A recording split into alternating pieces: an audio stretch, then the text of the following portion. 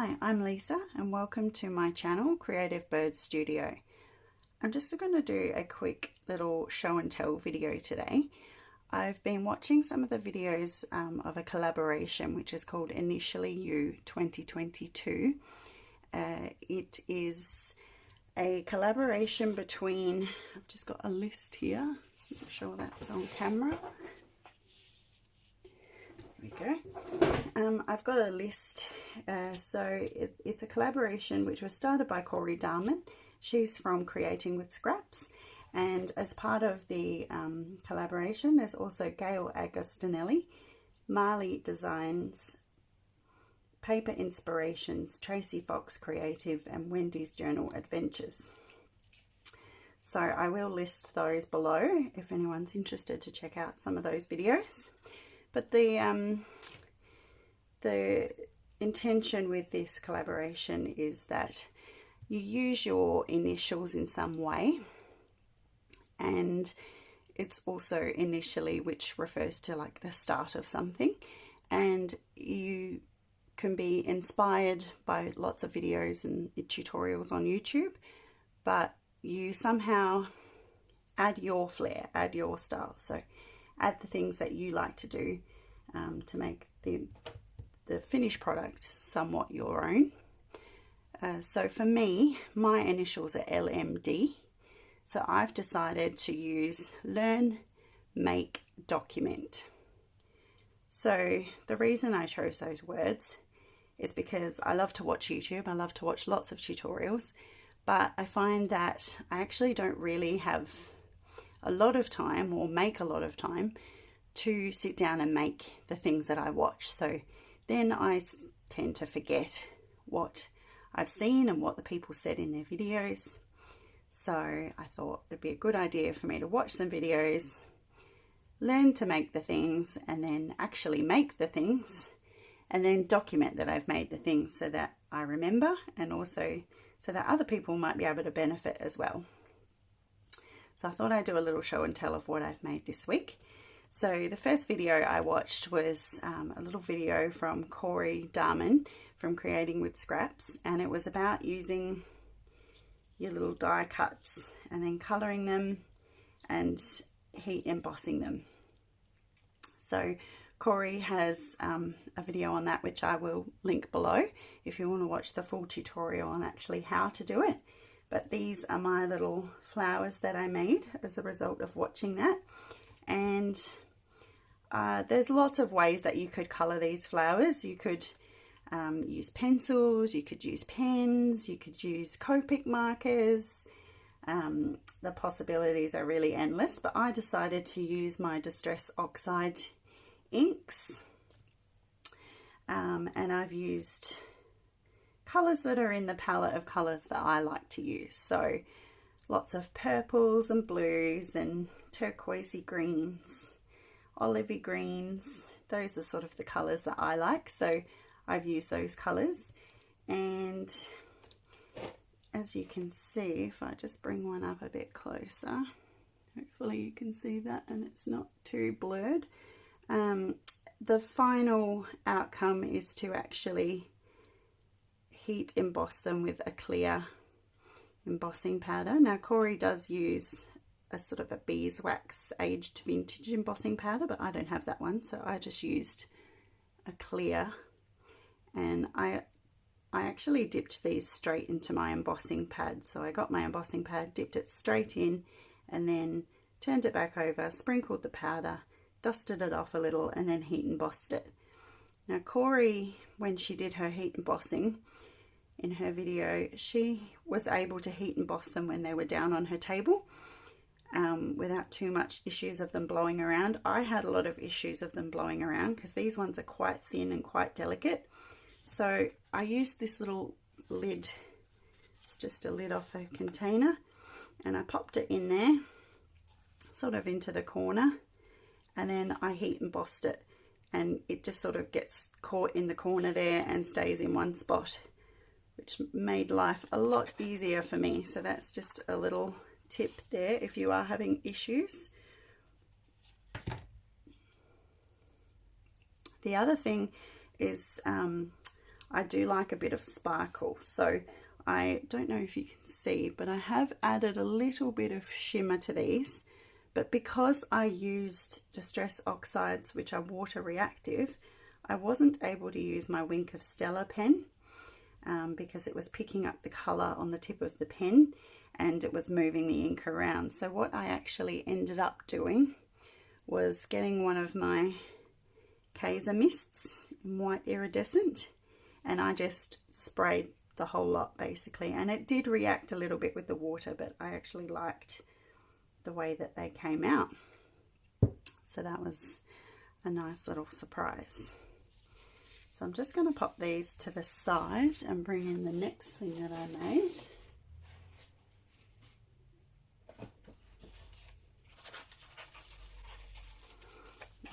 The next video that I watched was a video by Michelle Mooney, and she is from The Paper Addiction.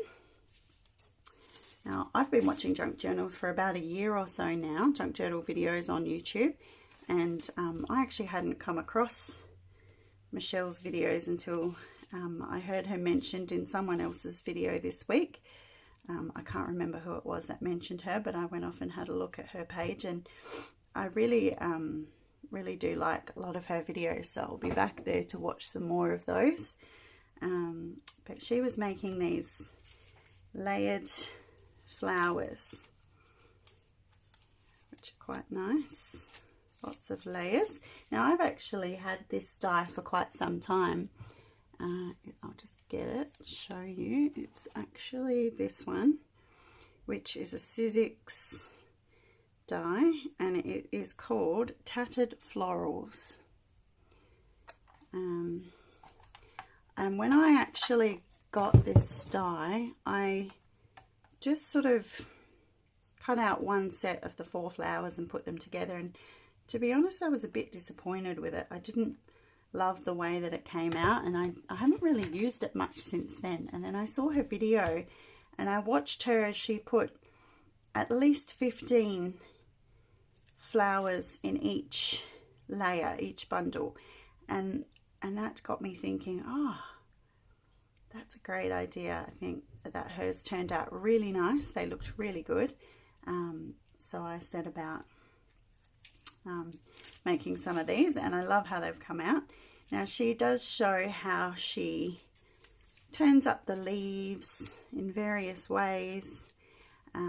She has a method with some tweezers where she twists them and crumples them up, and I did do a bit of that, but somehow they ended up being somewhat flat. But I'm not too concerned with that because I was thinking they're actually going to make really nice embellishments for the front of journals, so I'm not too bothered about them being quite flat.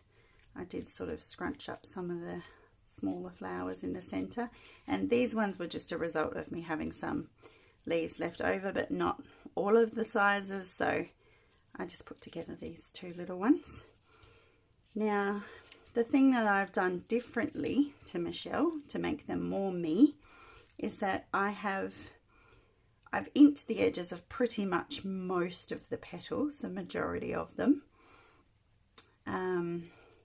I like to use the Distress Vintage Photo for inking edges, and I've recently got one of these rounded domed things, but previously I've been using the flat one, so I'm just testing that out. So far it's okay, I'm not too concerned with it. So yeah, pretty much pre-inked the edges, and I actually found that in inking the edges it was okay if they got a bit creased in the process. So I'll just quickly, I did keep this one aside just to show you that when I was inking them, I kind of pinched it in the middle a bit, and I kind of just really roughly, like I didn't take much care with it. I was a bit heavy-handed, and I didn't really mind if it got a bit crunched up in the process, because that's what we really want to make our flowers look a bit more puffy and a bit more authentic. So that's how I did that. So I pretty much did that to every single petal. So I just learned that my phone stops filming after 10 minutes. So I just missed the end of my little video there. So I'll just tack this on to the end so that you can see what I was saying in that time. So I'll just go over. So I just finished inking this little flower. So I pretty much did that for all of the bigger ones and all of the smaller ones, but just not so much these ones with the thinner leaves because they were a bit fiddly. The other thing that I did do to make these more my style was that I added in a little piece of tea-dyed cheesecloth. You can just pick this up from, in Australia we have a store called Red Dot, and it's just in the kitchen section. It's just one of those variety type shops. So that's what I have there. I tea-dyed just the whole piece of it and cut it up into little bits and just popped it in each flower just between the thinner petals and the thicker ones, just towards the back there, just so it sticks out and gives that little bit of texture variation. And the other thing I did was on the first medium sort of size flower, I just popped a little scrunched up bundle of loose threads which I sewed into place. So I just have this little container of thread, so when I'm sewing I just cut off any bits, or if my thread gets a bit unruly and I need to cut some off, I'll just put it in this container, and then I just grabbed some out, scrunched it in a ball, popped it onto the flower and just popped it under my machine, just put a small line of stitching, probably 2 centimeters just across. Just see if you can see one where I've just a little stitching line there, just to hold them into place, and then they get a bit wild and come out all over the place, and I just really love that look. So that's what I've done to make these a bit more my style. And the other thing that I was saying was that previously to discovering junk journaling, this is the scrap of from when I cut out the flowers. I probably would have thrown this in the bin, but what I do now is I actually try and salvage as much of it as possible. So I'll just tear out anything that can be used in a cluster, any little salvageable pieces that I can use.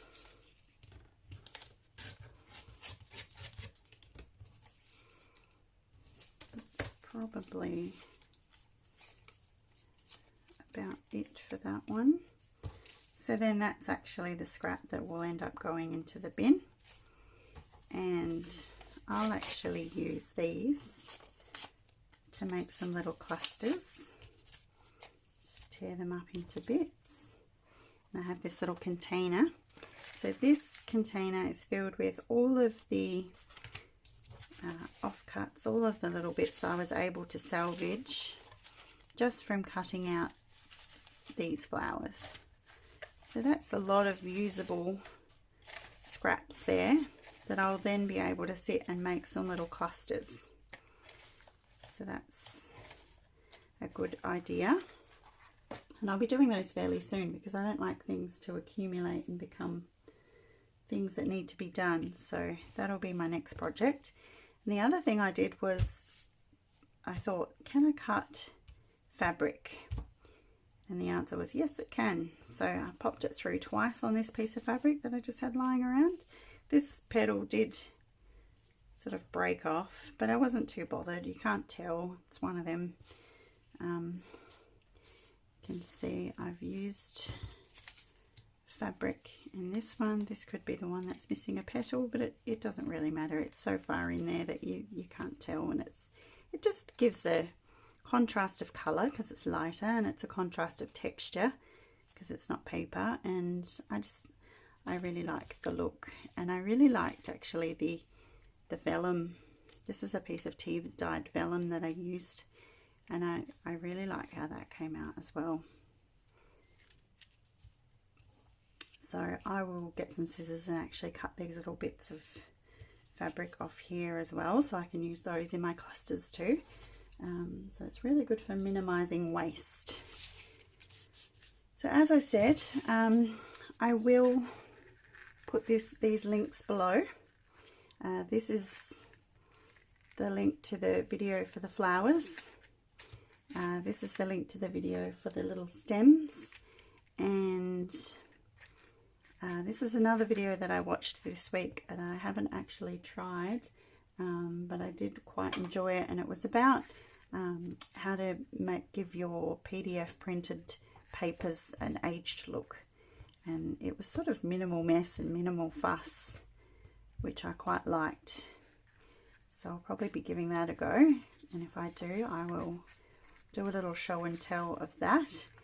And then this is just links to the Initially You 2022 crew, and if you search on YouTube the hashtag Initially You 2022, all of the videos should come up there if you're interested in watching them.